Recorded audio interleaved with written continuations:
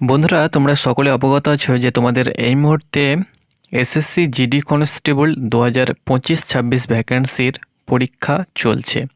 আর মাত্র কয়েকটি দিন বাকি রয়েছে, তারপরে তোমাদের পরীক্ষা কমপ্লিট হয়ে যাবে। বিভিন্ন দিকে পরীক্ষার সংক্রান্ত কয়েকটি তথ্য পাওয়া যাচ্ছে যে এই বছর নাকি তোমাদের প্রশ্নপত্র বিভিন্ন জায়গা থেকে ফাঁস হয়েছে এবং আগে থেকেই কিন্তু হ্যাকিংয়ের মাধ্যমে বিভিন্ন জায়গা থেকে কিন্তু এরকম আমরা নিউজ মারফত আপডেট পেয়েছি। তোমাদের কি পরীক্ষা আদৌ বাতিল হতে চলেছে? যেমন তোমরা জানো যে নিট ইউজির যে পরীক্ষা সেটা কিন্তু সরাসরি প্রশ্নপত্র ফাঁস হওয়ার কারণে সেটি কিন্তু বাতিল করে দেওয়া হয়েছে, যেটা অল ওভার ইন্ডিয়া ভিত্তিক হয়ে থাকে। অনুরূপ তোমাদের এসএসসি জিডি কনস্টেবলে কিন্তু এসএসসি কন্ডাক্ট করে থাকে, এটাও কিন্তু অল ওভার ইন্ডিয়া হয়ে থাকে, সারা ভারতবর্ষ মিলিয়ে কিন্তু পরীক্ষাটা হয় একটি নির্দিষ্ট সময়ে। তোমাদের কি এই পরীক্ষা বাতিল হতে চলেছে? এই নিয়ে কিন্তু আমরা আজকেও কিন্তু বিভিন্ন জায়গা থেকে খবর পেয়েছি, টুইটার ক্যাম্পিং থেকে শুরু করে বড় বড় ইউটিউব চ্যানেল, এবং আমরাও কিন্তু বিভিন্ন জায়গাতে যতটা পেরেছি আমরা পাশে ছিলাম যে তোমাদের পরীক্ষা ক্যান্সেল হবে কি হবে না। এবং অন ফিল্ডেও কিন্তু অনেকে কিন্তু আন্দোলন করছে বিভিন্ন জায়গাতে, তোমরা আশা করছি খবর পেয়েছো, এবং বিভিন্ন বড় বড় নিউজ চ্যানেলেও কিন্তু তারা সেই খবরগুলো তুলে ধরেছে। তো বন্ধুরা, এসএসসি জিডি কনস্টেবলের যে পরীক্ষা হয়েছিল এবছর, তোমরা জানো যে প্রশ্নপত্র তার লেভেল অন্যান্য বিগত কয়েক বছর ধরে যে প্রশ্নপত্র লেভেল ছিল, এই বছরের লেভেল একই রয়েছে, কিন্তু প্রশ্নপত্র ধাঁচ কিন্তু ঘুরিয়ে দিয়েছে। অর্থাৎ একই প্রশ্ন কিন্তু তোমাদের অন্যান্য বছর কী ছিল, যদি তোমার শিফটে একটা ডাইস ছিল তো অন্যজনের শিফটেও কিন্তু একটা ডাইস ছিল।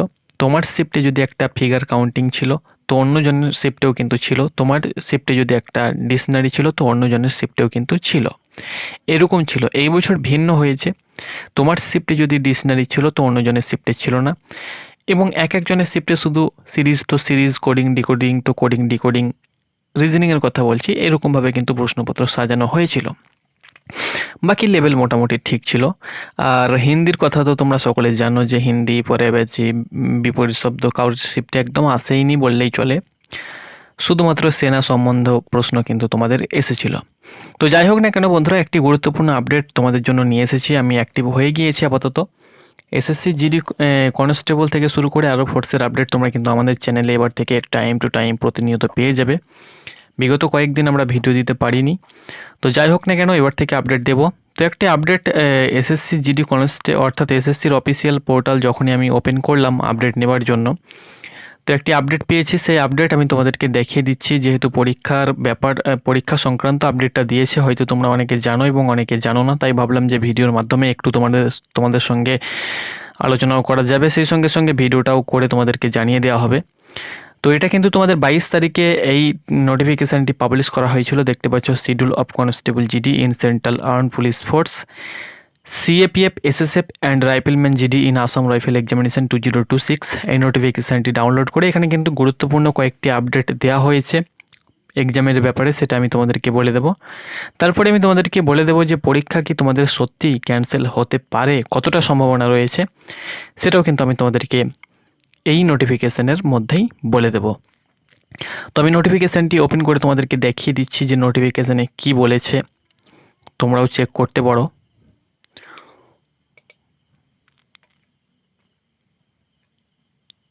তো দেখতে পাচ্ছ আমি নোটিফিকেশানটি ওপেন করলাম।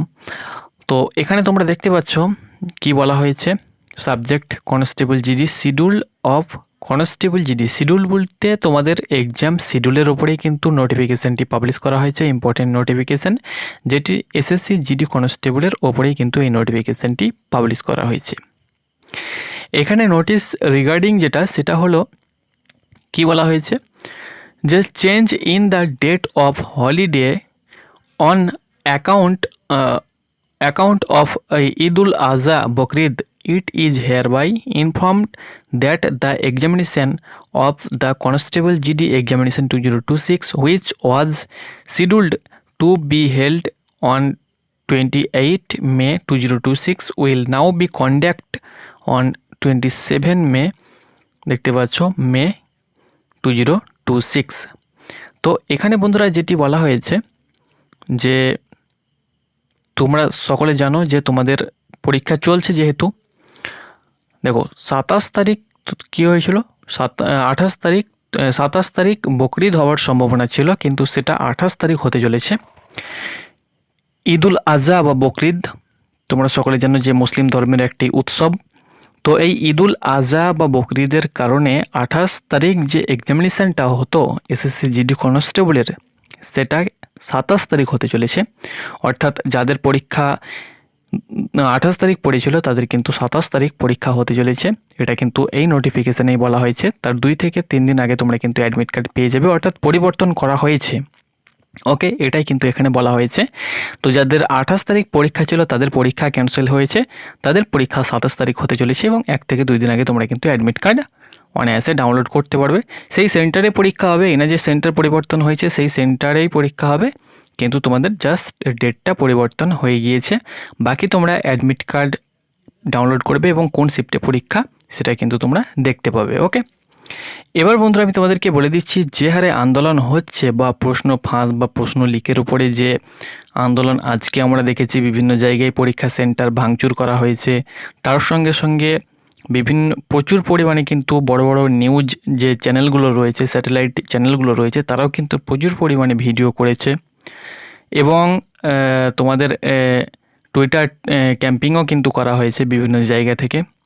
তো সেই সাপেক্ষে বলা যায় যে তোমাদের পরীক্ষা আপাতত এই মুহূর্তে আপডেট নেই, তবে সম্ভাবনা যদি তোমাদের থেকে থাকে, মানে খুব একটা মানে কি বলবো, যদি প্রশ্নপত্র ফাঁসের যদি একদম প্রুফ পাওয়া যায় তাহলে কিন্তু তোমাদের পরীক্ষা ক্যান্সেল হওয়ার সম্ভাবনা রয়েছে। কারণ প্রুফ ছাড়া তো এত বড় একটা পরীক্ষা তো ক্যান্সেল করা সম্ভব নয়। যেমন তোমাদের নিটের ক্ষেত্রে কী হয়েছিল, যে প্রুফ পাওয়া গিয়েছিল, সেক্ষেত্রে কিন্তু সেটা ক্যান্সেল করে দেওয়া হয়েছে।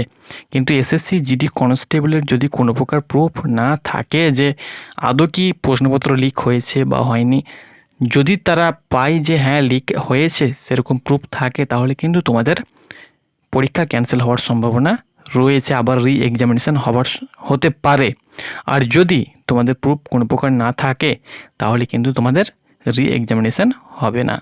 তো আশা করছি বন্ধুরা তোমাদেরকে বোঝাতে পেরেছি। আশা করছি তোমরা সকলে চিন্তিত রয়েছে যে হয়তো আবার এক্সাম হতে পারে। আমরা এত কষ্ট করে পরীক্ষা দিয়েছি, অনেক পরিশ্রম করে, এবার মধ্যে যদি আবার 1-1.5 মাস গ্যাপ হয়ে যায় তাহলে কিন্তু আবারও পরীক্ষা বেকার হতে পারে বা পরবর্তী প্রশ্নপত্র হয়তো আমার পরীক্ষা ভালো নাও হতে পারে। অনেকে ভালো পরীক্ষা দিয়েছে, এবার অনেকের পরীক্ষা খারাপও হয়েছে। তো যাই হোক না কেন, যদি তোমাদের আপডেট পাই তো অবশ্যই তোমাদেরকে জানিয়ে দেবো। ততক্ষণ পর্যন্ত চ্যানেলে জড়িত থাকো। ধন্যবাদ।